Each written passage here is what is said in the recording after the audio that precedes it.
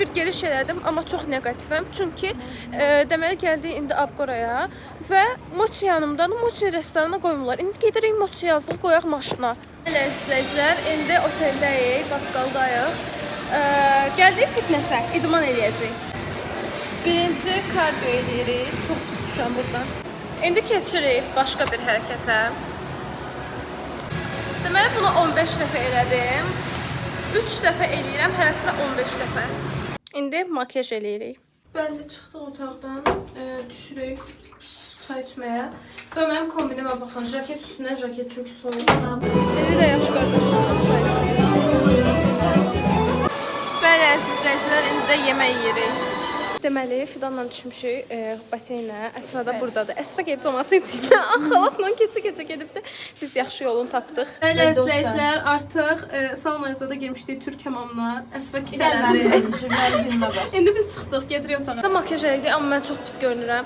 Əsra qəşəngdir. Nəysə, gedirik mafya oynamağa, lift gəldi. Gecikmişik, oyun başlayıb 11-də. Mafya gecikmişik, cəmaat oynayır.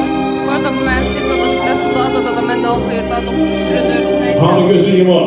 Bəli, izləyicilər, vlogun davamına xoş gəldiniz. Nəsə demək istəyirsən vlogumda? Nə?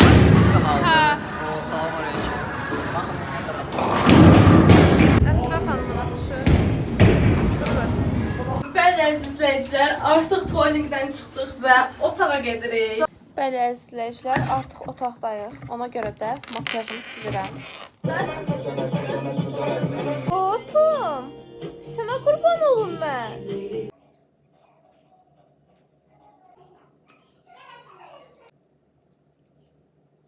Salam, sabahınız xeyir dostlar, mən də.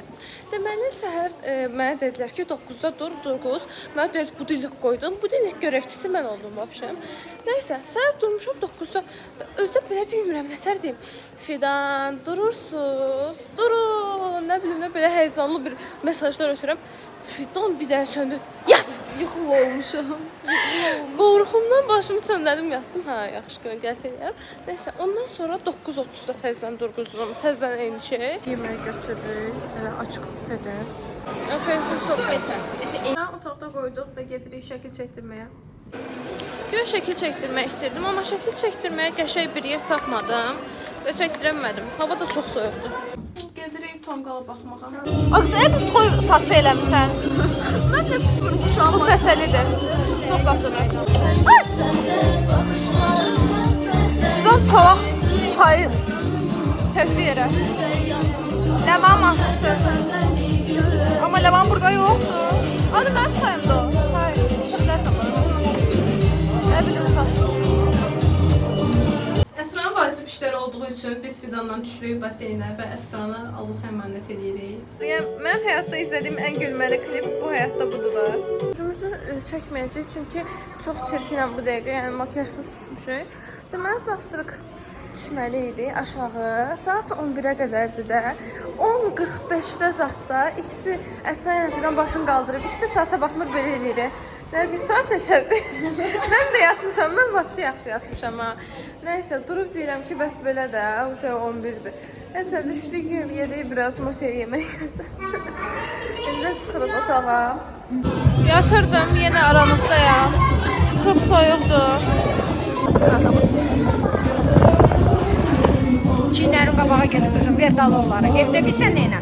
Evdə oxulu götür, oxulu qoyuram. Əllərimi çəkmə belə oxulu. Çünki çiynlər qabağa gedir. İndi marshmallow pişirəcəyik. Qar yağır. Belə oldu, indi görüm qatlıdır. Heç çox pişirməmişəm bu arada heç zaman. Mən çox qızartmadım ama. Mən də biraz qızardı. Mən bütün Sizlər gedirik Abqoraya. Artmaq istəmirik bəlkə. Mochi yatır. Mochi bax elə bildim ölüdür. Deyirəm, Fidan bu hər şey. Necəsən Fidan? Əla. Bəli, izləyicilər, buradan gedirik Səmənin qarşısından gözəl bir selfie çəkdik. Fidan utancından yerin dibindədir.